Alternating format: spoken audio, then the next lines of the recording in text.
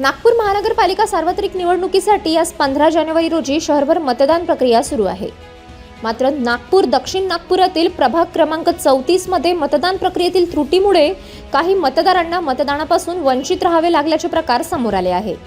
प्रभाग क्रमांक 34 मधील मतदार असलेल्या नेहा नरेंद्र तिजारे वय 20 या नव मतदार तरुणीला मतदानाचा हक्क बजावता आला नाही। नेहा ही जय गुरुदेव नगर बेसा रोड मानेवाडा येथील मतदान केंद्रावर मतदानासाठी गेली असता तिच्या मतदार यादीतील नावासमोर पोस्टल बॅलेट अशी नोंद असल्याचे आढळून आले।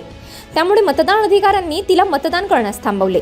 प्रत्यक्षात तिने पोस्टल बॅलेटसाठी कोणताही अर्ज केलेला नसतानाही किंवा ती कोणतीही शासकीय अधिकारी किंवा कर्मचारी नसतानाही अशा नोंदीमुळे तिचा मतदानाचा हक्क हिरावला गेला।